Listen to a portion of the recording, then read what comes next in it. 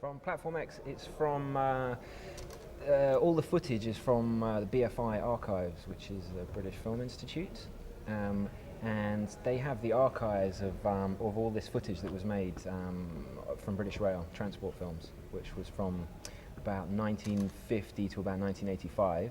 They had in-house production teams to film.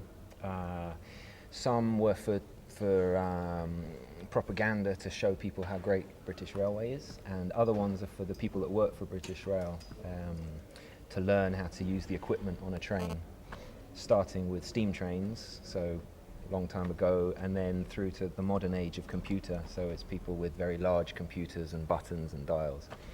So we took all those. Well, I mean, I saw that they were available, and I had the idea, and I pitched the idea to the BFI, saying it would be really great to take these older films and maybe make them more contemporary, adding music and sampling them and bringing it to a different audience.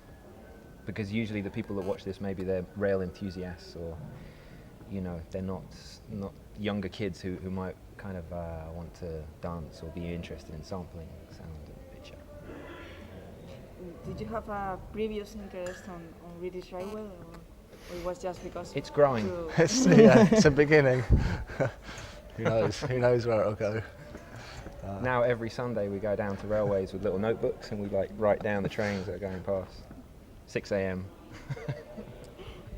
The music, it's a range of tracks. Some are tracks that we have made, and some of the tracks are from musicians. So there's a track in there from Steve Reich, who made a whole album about trains called Different Trains, and we've taken one track of that. And so we've taken that as a track and we've edited the footage to that and added other samples. And then some of the other tracks we've sampled the train noises to make a rhythmic beat.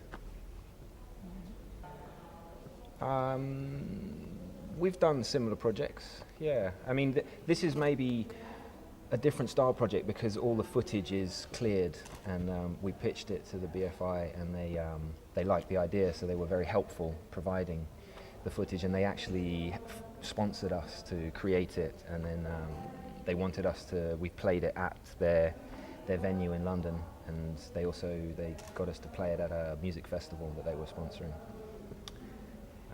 So it's maybe different in that way, but and we're looking to release a DVD of this on the BFI label as well. So yeah, it's maybe different in the fact that other projects we've done, we've kind of sampled and looked for copyright-free material, or we've sampled footage which is not copyright-free, and it's difficult to kind of put it in a commercial space because it's illegal, supposedly. Anything, I don't know, I guess. Things like this, where you get to travel, it's good. These are much more creatively free.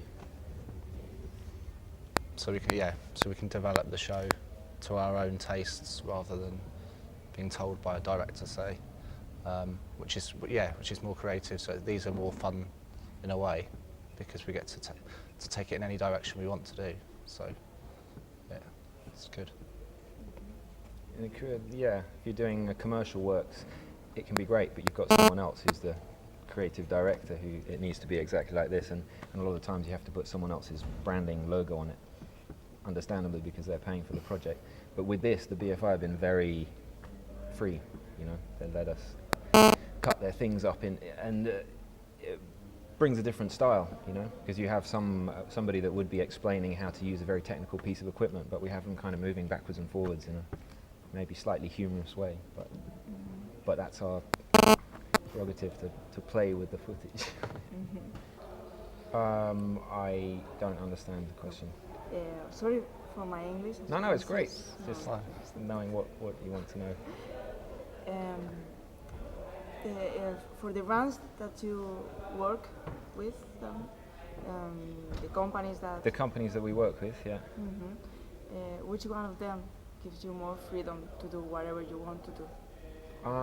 Well, it's changing now, I think, because we've been working in this area for quite a while, quite a few years. So now people want us to do the project because they want our style.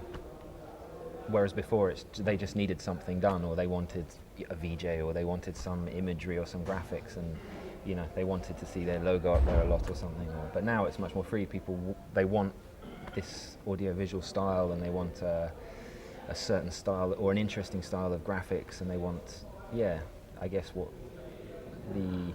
the idea of how to present it as well, maybe thought through a bit more. And so in that respect, they looked at us to provide those ideas rather than saying exactly like this. Yeah.